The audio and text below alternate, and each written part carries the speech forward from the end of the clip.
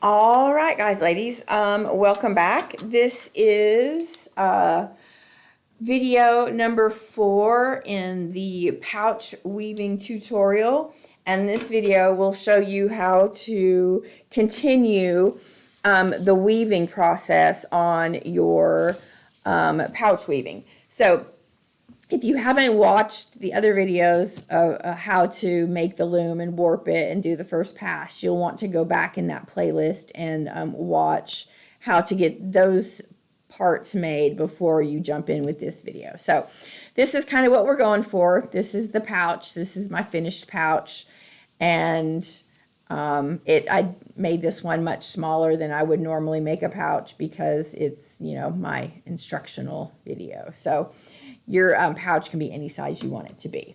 There will be a video later on down through there that will show you how to measure an object if you want a pouch to be a certain size.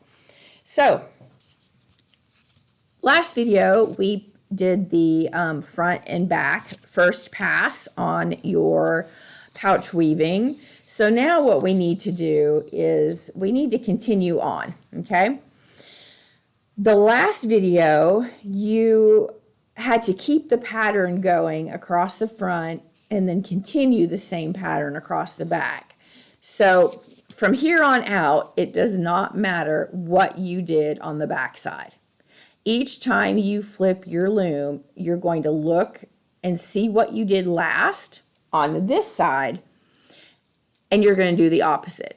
So for example, right here, I need to loosen that up a little bit. Right here, what I did was I took my needle and I went under, over, okay?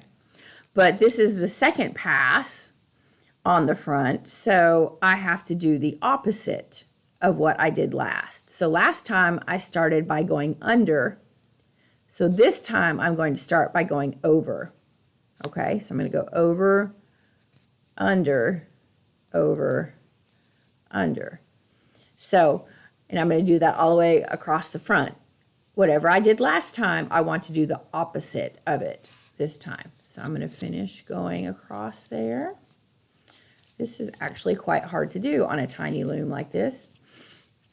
So I'm going to, once my needle is across, I'm going to look and make sure that I didn't skip a warp string. I didn't go like over, under, okay? I don't want to do any of that kind of stuff. So it's doing the opposite of what I did last time. So I'm going to move this little tail out of the way, and I'm just going to pull my needle all the way across like that. And then when you slide your yarn down, you can see how, you know, what I did on that first pass is now different from what I did on the second pass, okay? So, you know, this one is under, so that one should be over. That one is over, so that one should be under. Same thing. Under, over, under, over, under. So it should look like that, okay? That's how it should look. So now, because I'm right-handed, I work from right to left. So when I turn my loom over, my needle is going to be on the right, and I'll be ready to go on this side. So I'm going to have to take my yarn off for a second. So now it doesn't matter what I did on the front, okay? All that matters is what I did last on this side on the right. Because I'm working right to left, I'm always going to look on the right side and see what I did last. So last time I did an over, under. So this time I have to go under, over. So I'm going to start my needle through. This was over, so I'm going to go under. And then I'm going to do the opposite. Do the opposite all the way across. And then I'm going to check my needle and make sure that it's doing the opposite all the way across. So before I pull my yarn through, I'm just I'll pull that through just like that. Okay.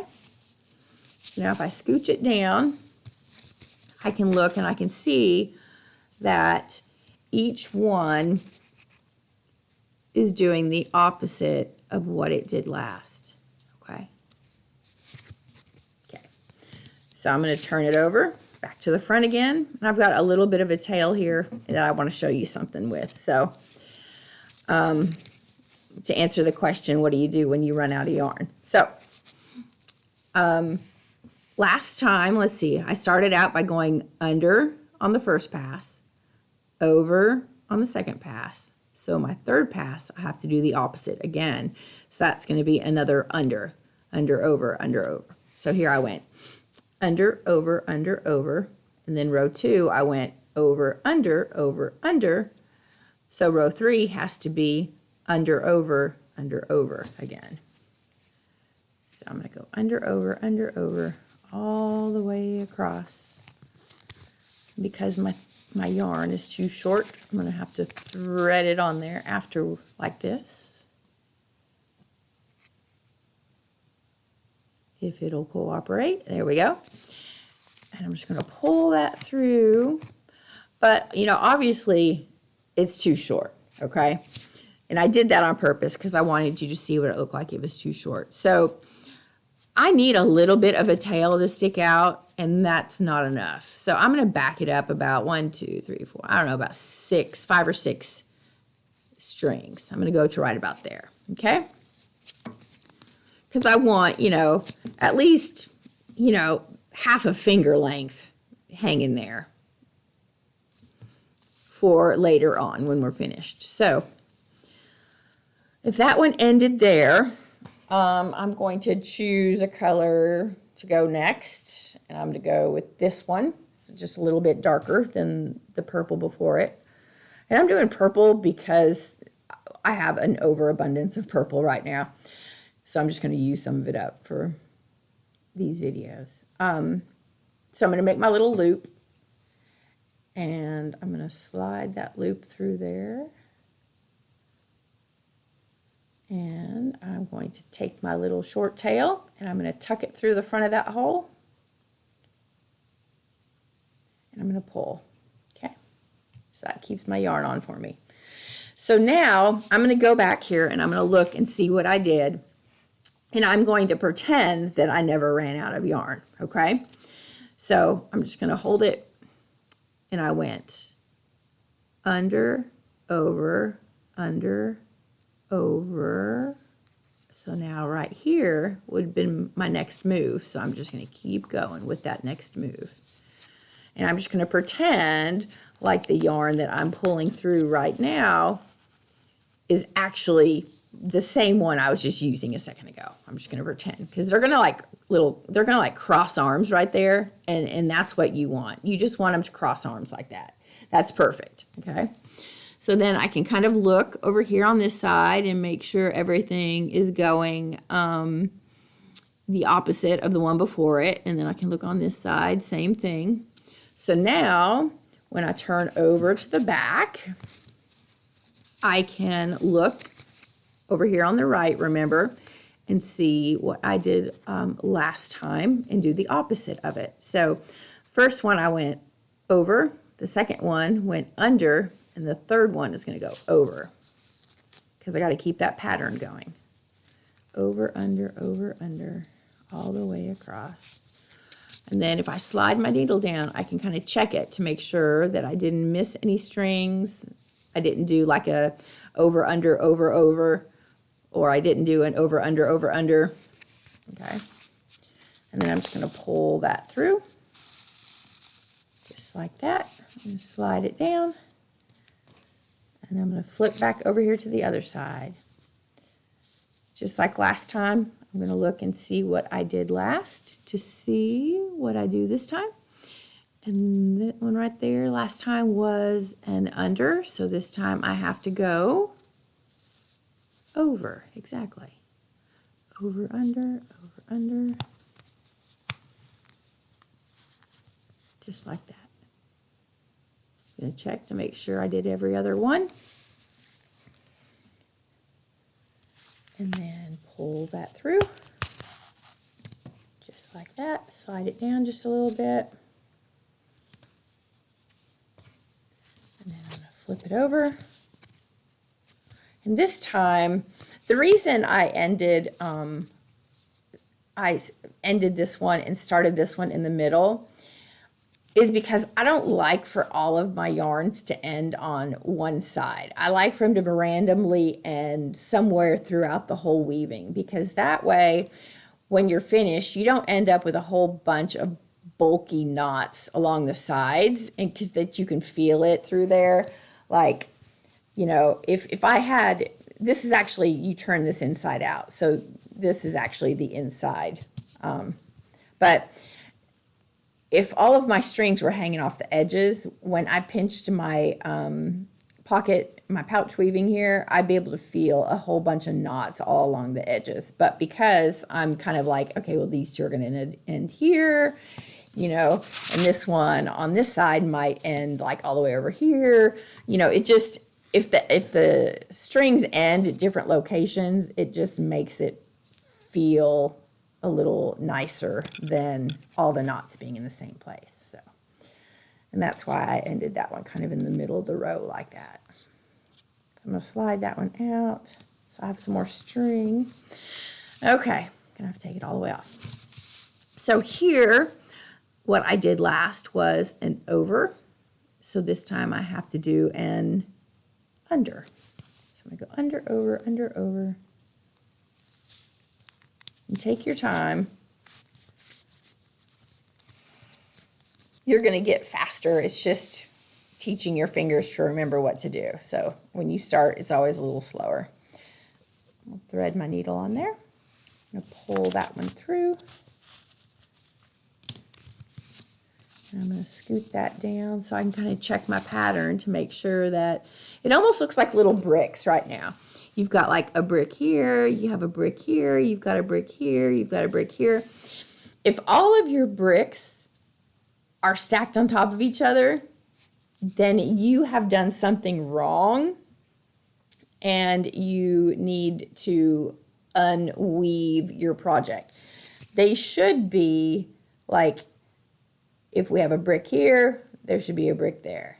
And then it bounces back here, and then it should bounce back there. And then the next time I go around, there should be one there, you know, and then there.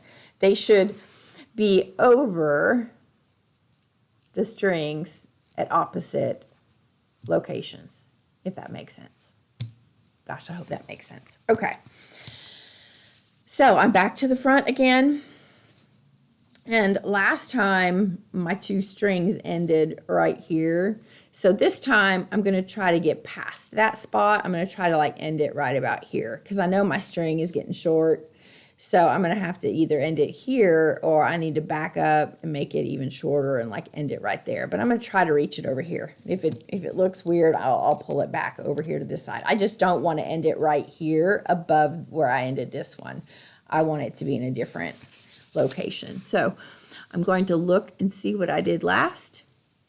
Last time it was an over, so this time I'm going to go under. And I'm going to try to get to right there. So I'm going to pull my yarn through. And it's doing the opposite of last time. So I'm just going to pull that like that. But that is like, you know, it's just like a fourth of a finger. I need it to be a little bit longer. So I'm going to pull this out. Let's see, I ended it right there last time. So I'm going to go back maybe to right here and end it right there. There we go. Then just like the time before, I'm just going to grab another string. And I'm going to make my little loop. And I'm going to thread my needle. Take that little tail and push it through the front of the loop and then pull from the back. There we go. So I'm going to pretend like nothing ever happened, and I'm just going to look and see what I was doing.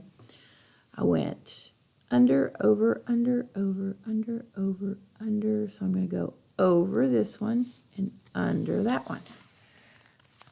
I'm going to pretend like this is the same string, and they're just going to cross arms right there like that. So you're going to continue to do that until you fill up the space to where the teeth are. I'm going to show you what a wrong stitch might look like, and then I'll show you how I have to take it out and fix it. So let's pretend that I thought that this one, my next row, was supposed to be another under. So I'm going to do what I did last time, because I think I'm doing it the right way, but really I'm not. Do you see how, this might be a little bit of a challenge. I'm going to turn the light on, so hopefully it'll make it a little easier to see. I'm going to zoom in also, so maybe that'll help too. Zoom way in on this.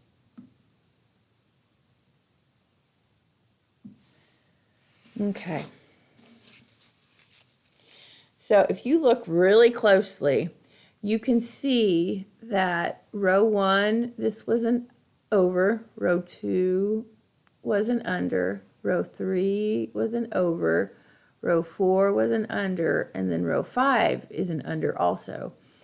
This is what it should not look like. I shouldn't have 2 strings next to each other that are under the same warp. I shouldn't have 2 strings next to each other that are on top of the same warp. Same thing here. See how they're both under, they're both over, they're both under, they're both over. If you see that, you're going to see a lot more of your black warp string or whatever color warp string you have. And what you would have to do is, if you realize you've done that, and I'm going to zoom back out here so you can watch me just unweave this. So if I catch myself before I turn over and keep going, all I have to do is unweave the front. Okay? I'm just going to take it back the opposite way and undo what I just did. So there we go. Now I'm back to being correct again. But if you go a few rows and then you see the mistake, you have to undo those few rows to fix it. Okay? Same thing with if you went over, under, over, under, over, over, under, over, under. Okay, do you see when you check your needle how you got that gap right there? It's like, okay, good, good, woo, what happened right there? Okay, it's like you realize that you've missed something. So if you pull it through, you just have to unweave it. But if you pause and look at your needle before you go on, a lot of times you're going to see a mistake like that, and you're going to go, oh, wait, I got to back that up and fix it. So I got to go to here, like that. And then when you pull across, I'm just going to slide that down. And then you're going to flip over to this side. And you're just going to keep going. You're going to keep doing that till you, like I said, till you get it filled up to where the teeth marks are. So I will see you back when you get yours filled up all the way to the teeth. And when you think you're finished, you can go ahead and watch that next video. So, see you on the next one. Bye, guys. Thanks.